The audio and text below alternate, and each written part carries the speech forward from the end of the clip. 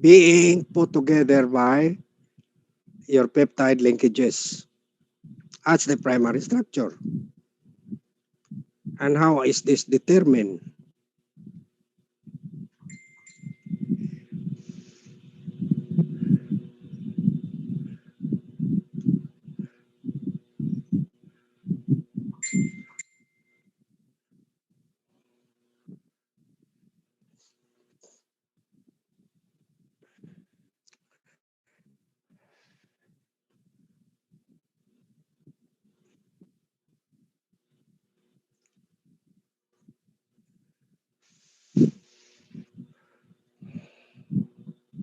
That's the medical importance,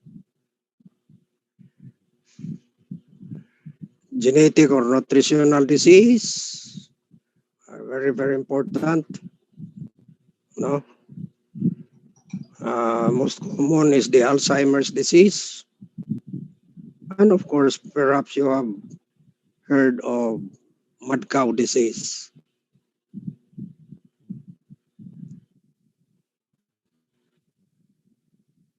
Now, these two, conformation and configuration, uh, this brings about some confusion.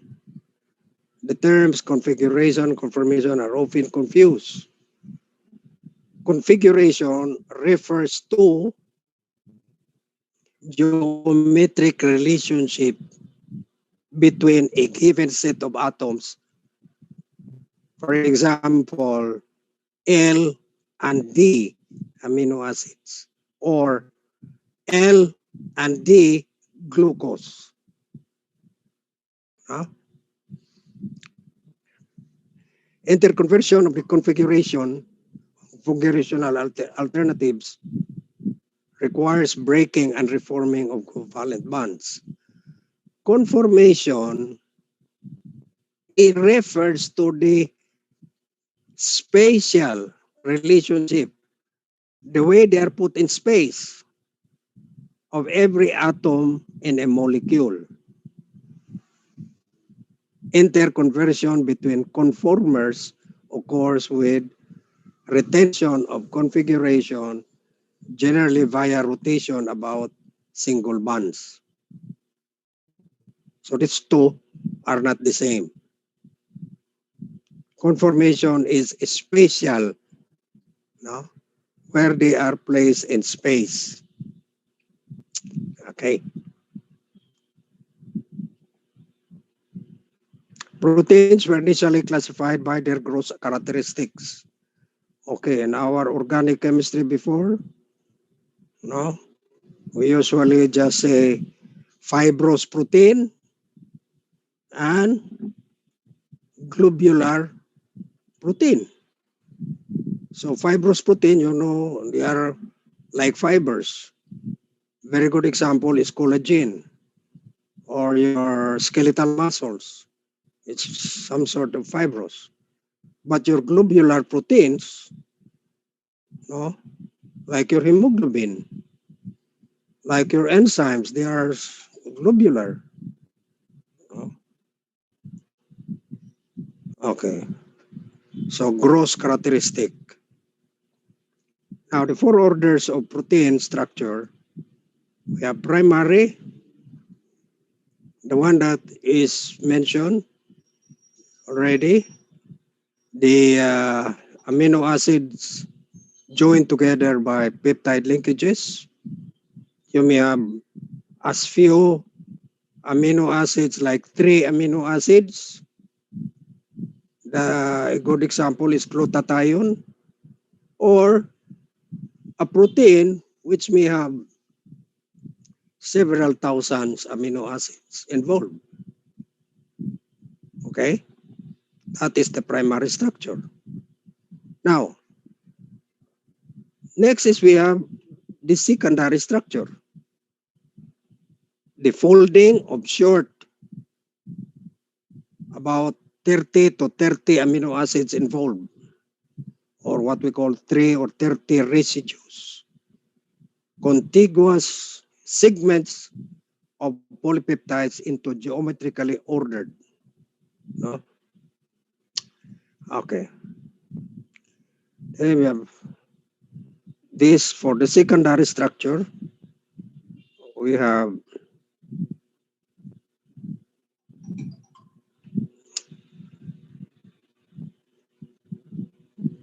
first one, alpha helix. Now, alpha helix, you know what is a helix, no? There is a right turn helix or a left turn helix. So this straight rod here. This one is the axis. That's the axis where your string of primary structure amino acids are wound out over it. And so you will notice there, you have carbon to carbon, carbon to nitrogen, carbon to carbon, and the side chains are not shown, or what you call the R group. So if we look at this with the R group, and we look it up from the top, there you are. So you're looking it up from the top.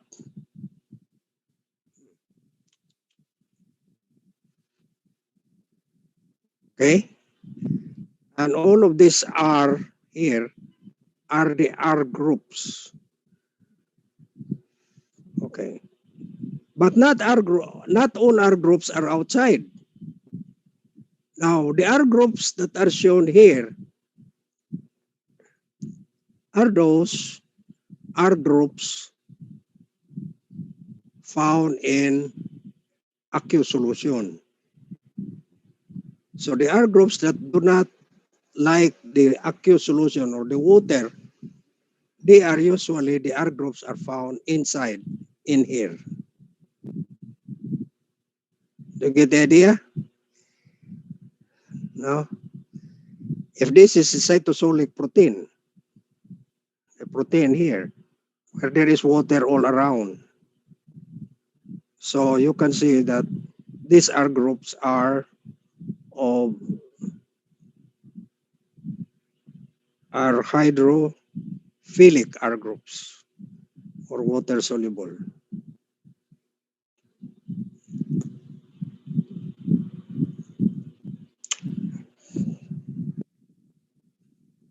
Now let's go back to this one. Okay, so it looks like a spring, no? It looks like a spring. And so that to stabilize that you will not stretch out the spring or compress the spring, then this is stabilized by hydrogen bonds. The hydrogen bonds will be formed by this carbon to nitrogen, and the hydrogen bond here bonds to this carbon to nitrogen, carbon to nitrogen. And this carbon to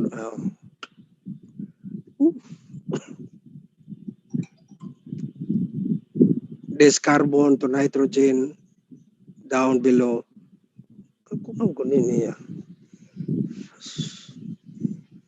Kasi sensitibo ko din niya. Muluksom dayon. Okay, so you have here hydrogen bonding, hydrogen bondings, so that these loops here cannot be stretched out or cannot be compressed. Now, if we put all the other atoms like that now, so you can easily guess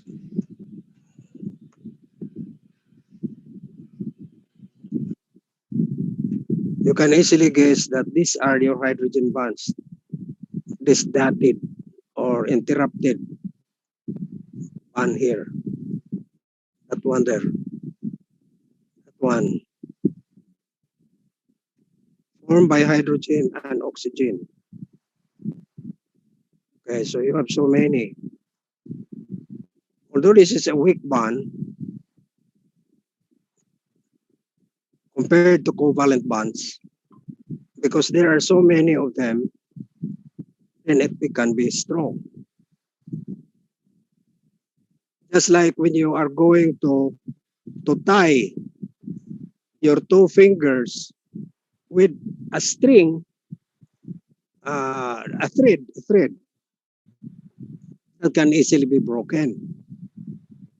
But if you have so many threads wound over it, you cannot easily break it with your two fingers. This is here uh, because of the number of hydrogen bonds. This structure is stabilized. So that's the alpha helix.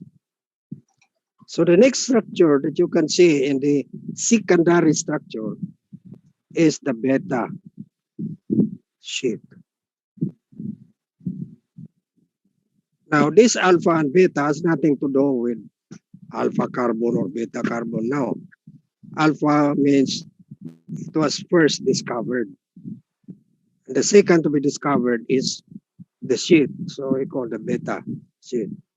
So the first is the helix. We call it alpha helix. And the second that is being discovered, the sheet, they call it the beta sheet. Okay? All right, let's look at how these beta sheets are.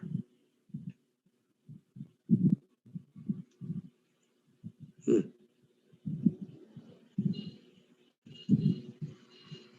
Okay.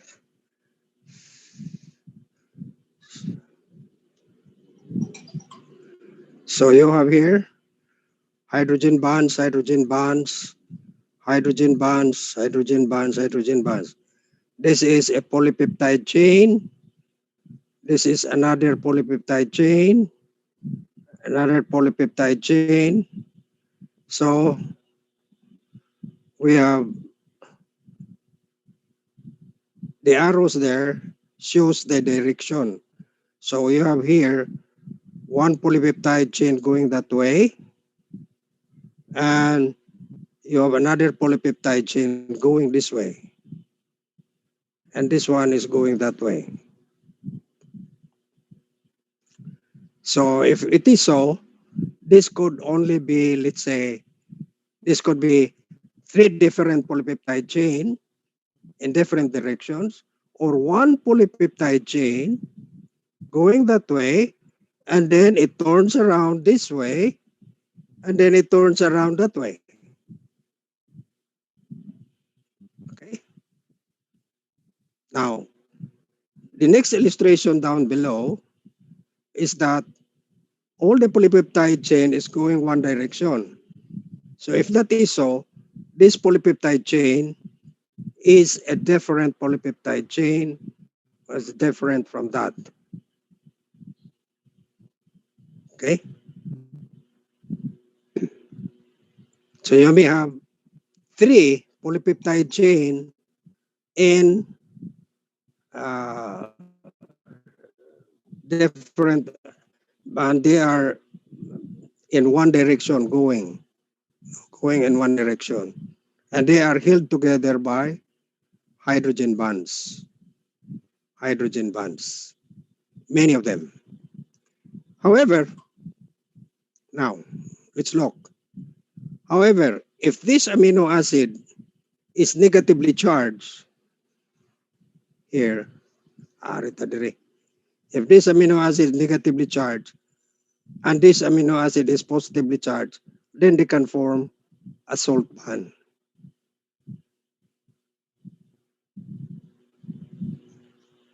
No? So these two would be nearer each other. So that would change how this would look. Or, example, this is a hydrophobic amino acid, and this is also a hydrophobic amino acid. And these are placed in water. So they do not like the water, the two. So they tend to get closer to each other, pulling the whole thing there, and this one pulling the whole thing down. So they will meet. You see this now. So we mentioned already your hydrophobic, you have your hydrogen bonds or your salt bonds.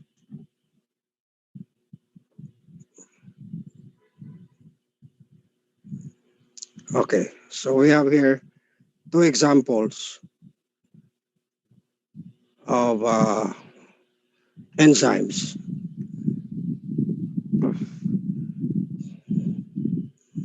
You have different,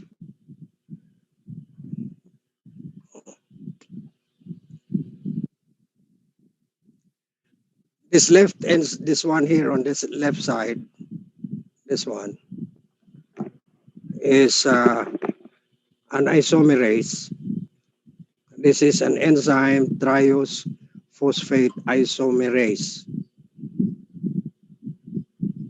Okay, complex with two substrate analog, two phosphoglycerate in red,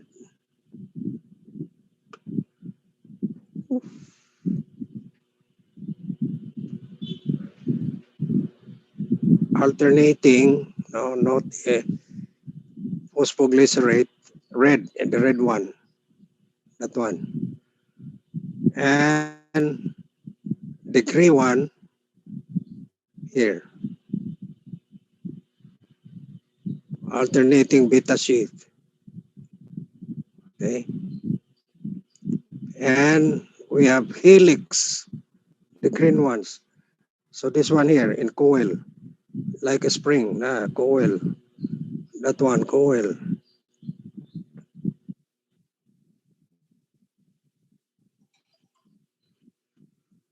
And then you have beta barrel core surrounded by helices. Mm, that's the beta, and the helix is there.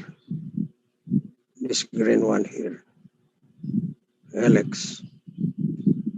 The right one is the lysozyme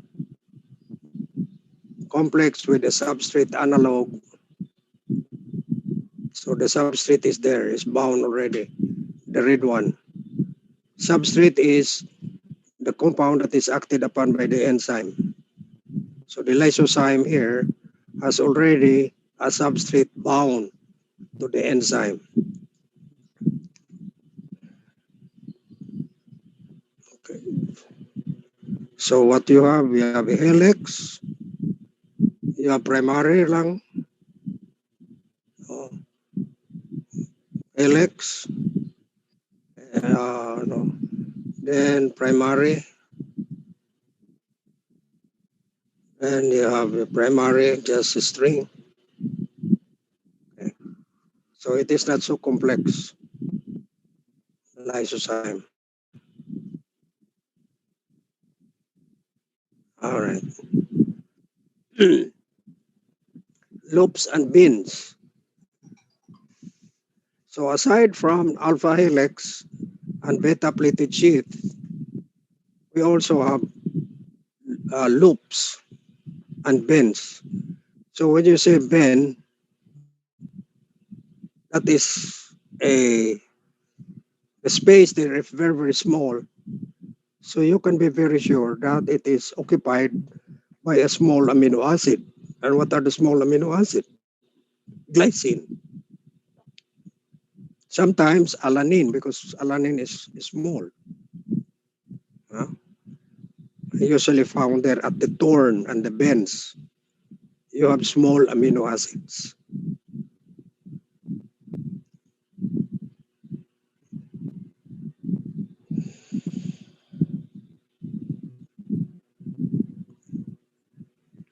All right. The term tertiary structure refers to the entire three-dimensional conformation of a polypeptide.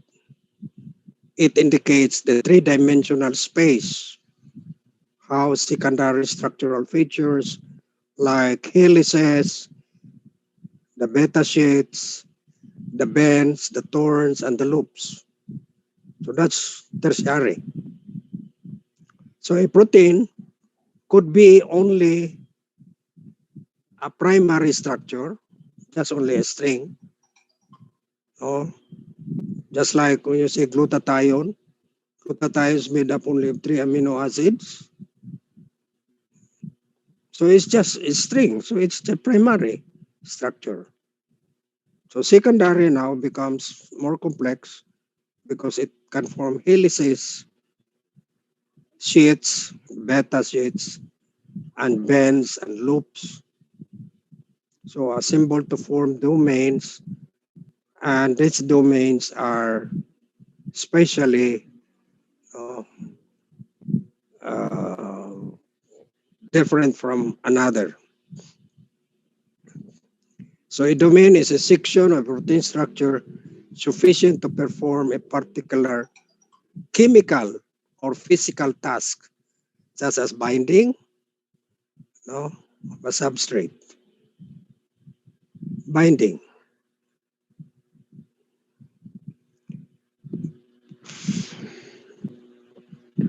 So most domains are modular in nature.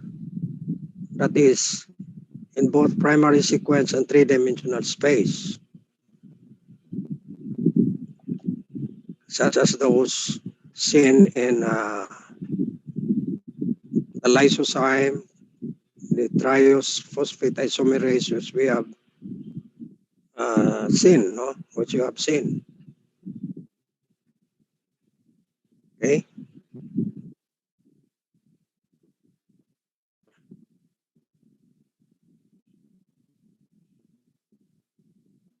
Now we have different.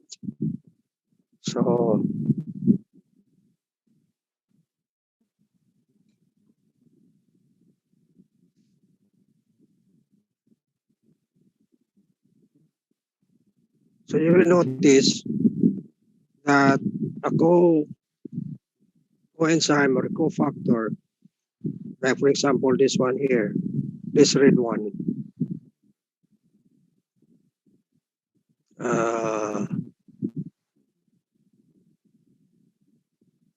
NADH, nicotinamide adenine dinucleotide. No? NADH, this is NAD with the hydrogen already.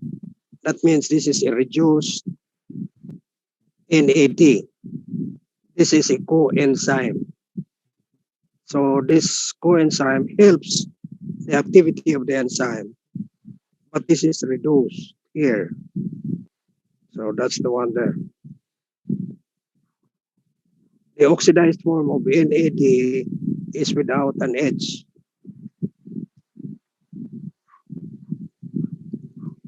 And the blue one, the pyruvate,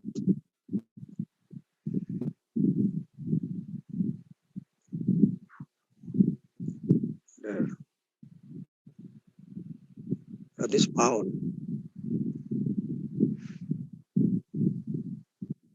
So this is lactate dehydrogenase, which acts on the pyruvate.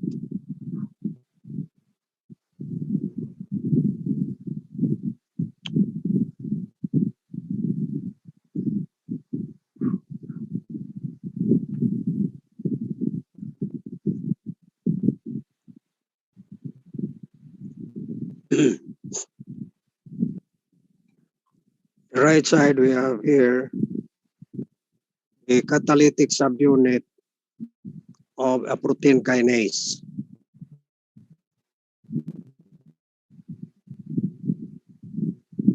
Catalytic subunit, this area.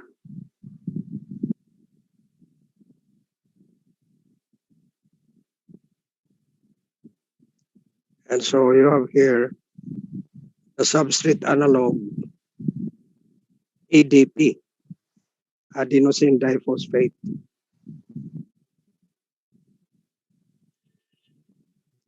And a peptide in purple ribbon, this one, which also bound.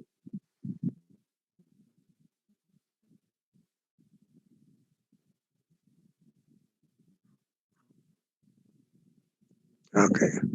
We will be seeing this in our kinetics of enzyme. So a protein could be only one mer, meaning only one polypeptide or one peptide. We call it monomeric. If there are two peptide chain or polypeptide chain, it can become known as dimeric protein. No? Then we have trimeric or tetrameric. Okay. Now, when we say dimeric, it does not tell us whether the two polypeptides are the same. It could be two different polypeptides. But when you say homodimers, the polypeptides there are the same. They are the same. Okay? And if they are not the same, no, we call it heterodimer. Heterodimer. Like for example, in hemoglobin, the protein portion there is globin. There are two kinds of subunits or polypeptides, alpha and beta. But there are two alphas and two betas.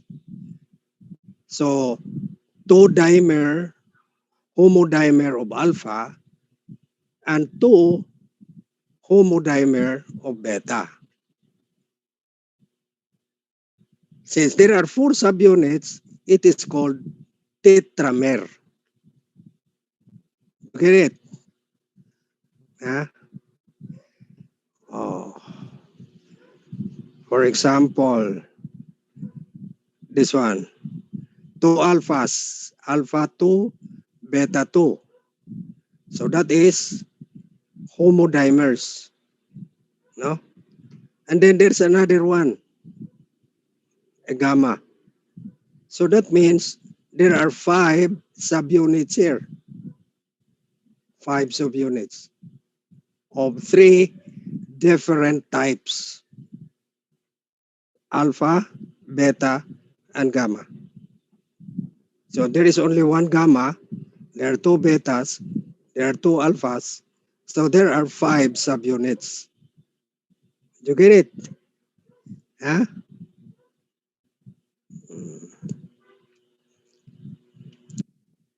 Multiple structure stabilized tertiary and quaternary structure. Okay. Again, the bonds here, aside from your the two covalent bonds, peptide bond and disulfide bond, the other bonds are non-covalent. You have hydrogen bonds, hydrophobic bonds, and salt bonds. And of course, you can include a very weak bond, van der Waals. Okay? So higher order of protein structure is stabilized primarily, exclusively, they are stabilized aside from the structure already formed by the peptide bond and the disulfide bond, which are covalent. So the way they are stabilized so that they will not be moving around. So you have so many of your hydrogen bonds, so many of hydrophobic bonds, and so many of your salt bonds. Okay, so you see this? Hydrogen bonds, salt bridges, carboxyl of aspartic and glutamic, and then protonated lysyl, arginine, and acidyl residues. These interactions are individually weak, 1 to 5 kilocalories per mole, relative to 80 to 120 kilocalories per mole for a covalent bond. So what are those two covalent bonds? Peptide bond, and another one is your disulfide bond or sulfur to sulfur bond.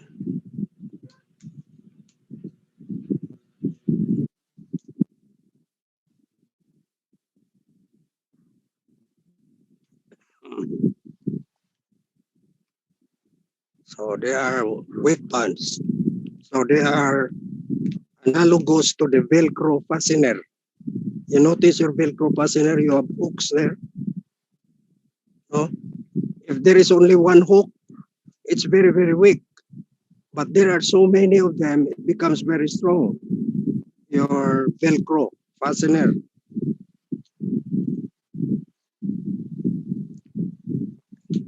Okay.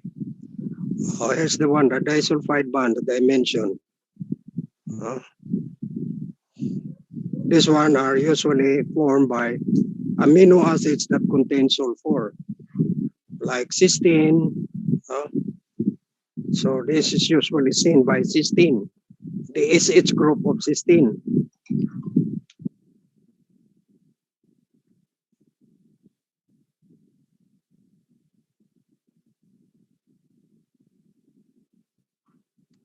Okay. Biophysical techniques reveal three-dimensional structure. Now we will not be doing this. No? Laboratory is very hard to do. No? In the situation that we have now, we cannot have a face-to-face lecture. So how much more if you do laboratory works? And in the second place, we do not have such machines. We do not have an electron microscope or cryo-electron microscope or an NMR, X-ray crystallography. Well, molecular modeling, we can have your ball and sticks. Huh? Okay. So this is just tell you that when you do research on proteins, if you become researcher, by the way, researchers are poorly paid. I don't know now, but before I spent my time in the laboratory, I was poorly paid. I thought research can hit you a jackpot.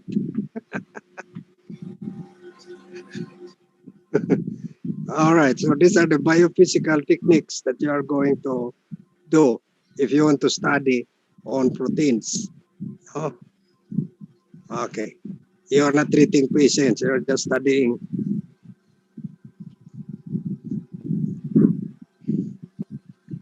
Okay, protein folding. So we mentioned already how a protein is going to form its shape or structure as a result of those remember the one I mentioned is the hydrophobic bonding. No, it is a non-covalent bond, but it is really a very strong or positive way by which a protein is being folded. Now, aside from that, there are what we call chaperone proteins, which assist the protein to fold. It's very important, protein. Because if a protein is not properly folded into its native conformation, no, then you have problems with that particular protein, and it may give you some disorder or a disease.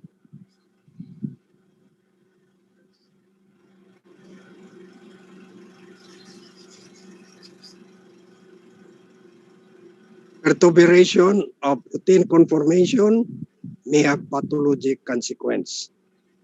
So you have prions, okay? Prion proteins. You have Alzheimer's disease. You have beta thalassemias. Beta thalassemias, this is a problem of your hemoglobin, where your beta subunit have a genetic disorder. So, as an oxygen carrier, your hemoglobin, it does not work. So if you have so many beta thalassemias in your blood, your carrying or your oxygenation of your tissues would be impaired. These beta thalassemias.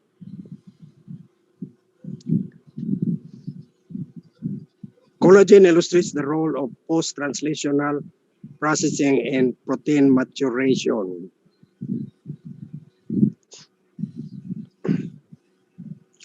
Protein maturation often involves making and breaking of covalent bonds. All right. Collagen is a fibrous protein. Collagen forms unique triple helix. You know already a single helix. Okay. So this is the sequence of amino acids. Glycine, you see that? Glycine and glycine. Then you have X and Y, or other amino acids. But mostly, those amino acids are proline and lysine. What did we say about proline and lysine?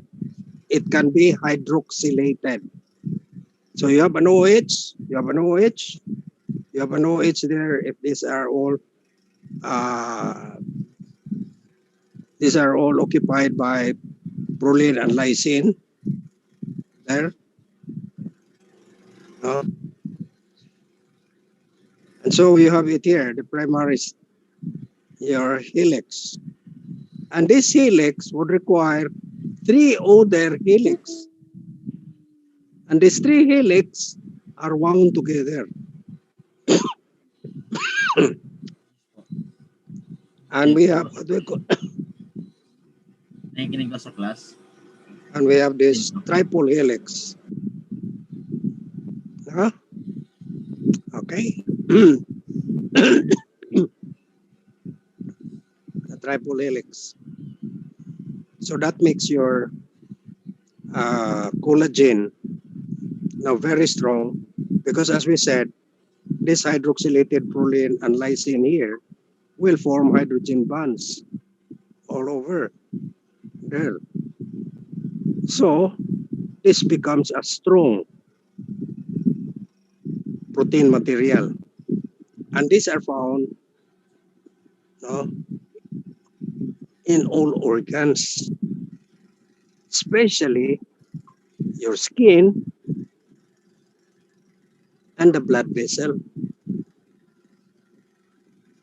And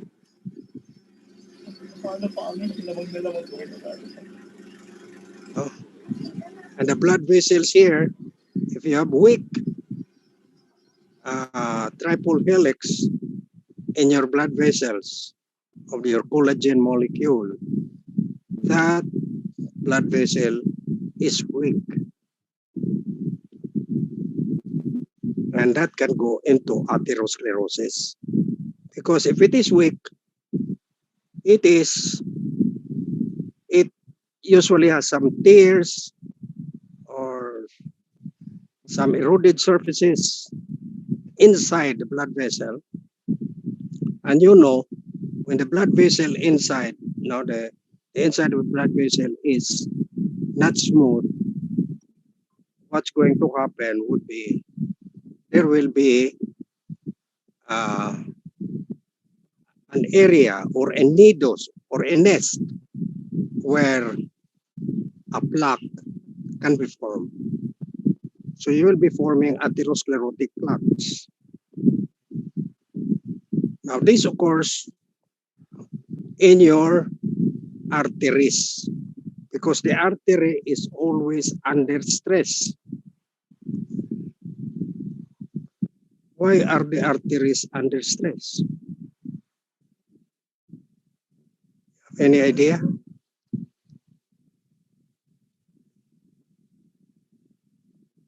Try to feel your pulse in your rest. Try to feel it. Huh? What did you feel? A pulse. Pulse. Where did that pulse come from? The artery. Where did it come from? And Why do you have a pulse? because of the contraction of the heart. All right. So there you are. How many times the heart contracts in one day? You have any idea? One day, Doc. Huh? One day. How many contractions of the heart average in a normal heart every day?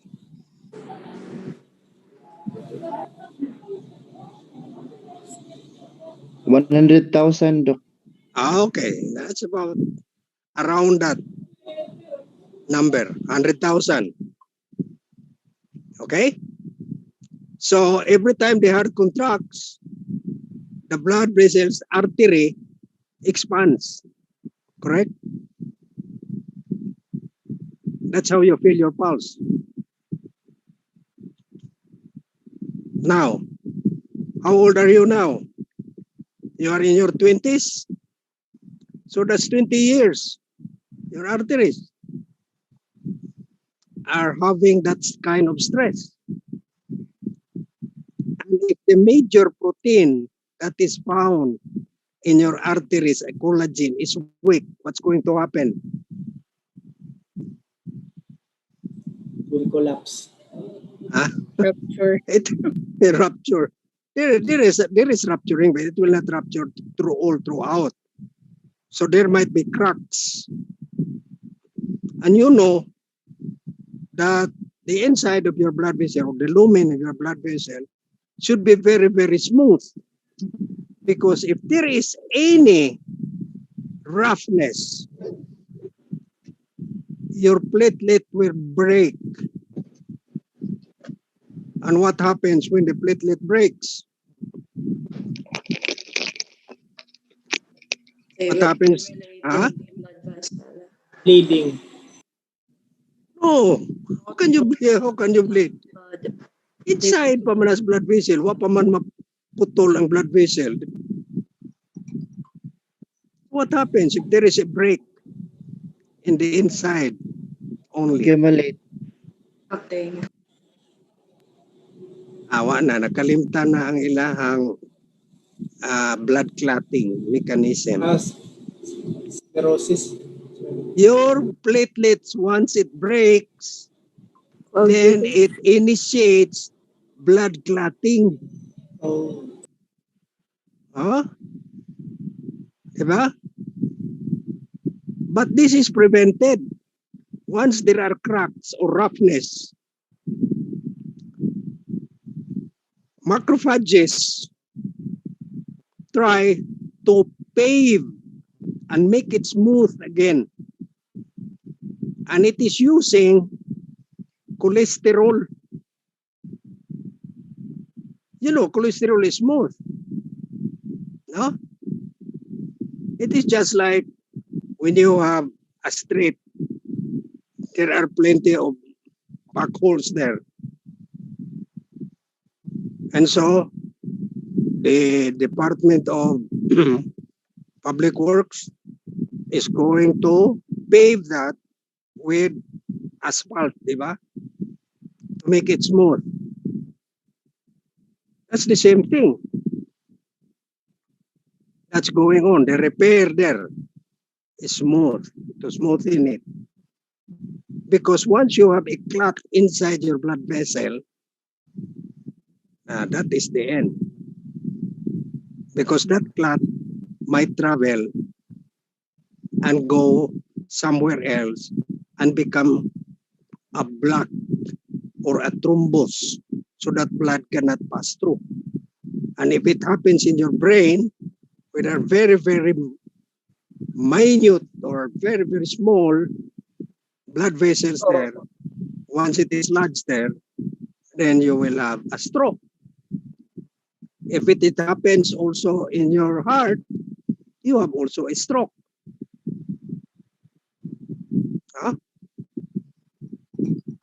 Cardiac stroke and brain stroke.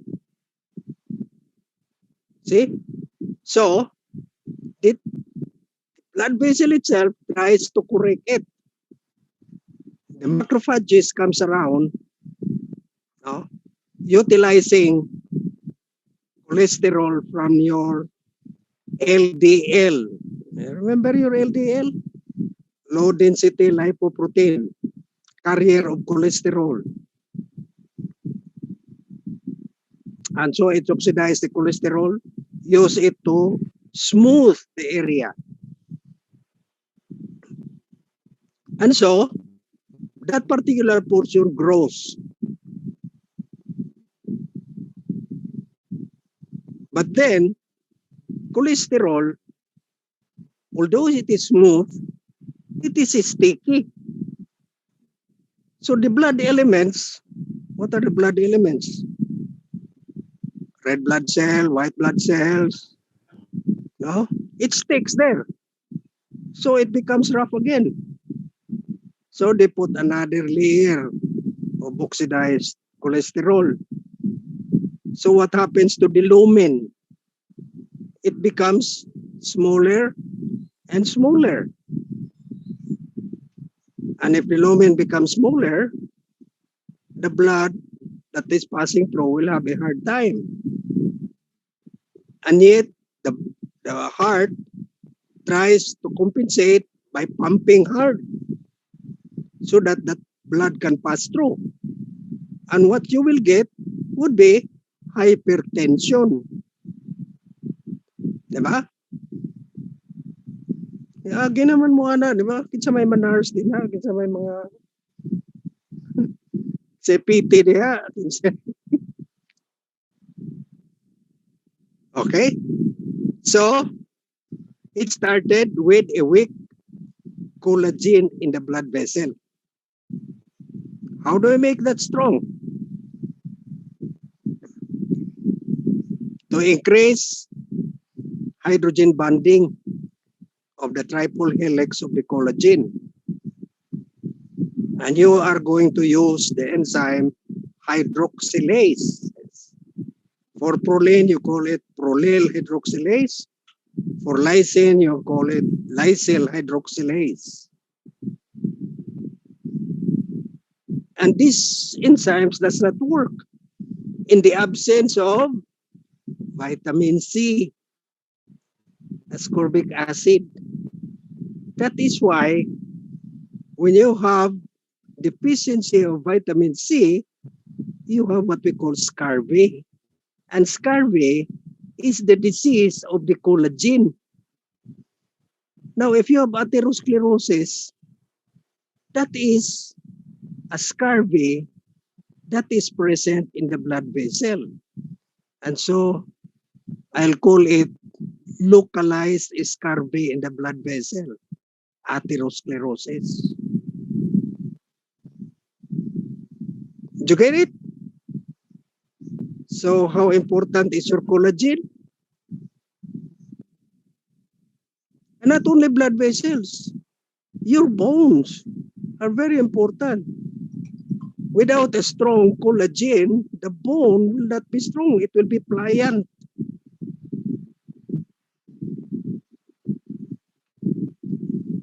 And again, vitamin C is needed. So, kadagan. Karon COVID, vitamin C. Okay. Collagen is synthesized as a larger precursor. Nutritional and genetic disorders can impair collagen. So you see, nutritional and genetic. So what is collagen made up of? Amino acids.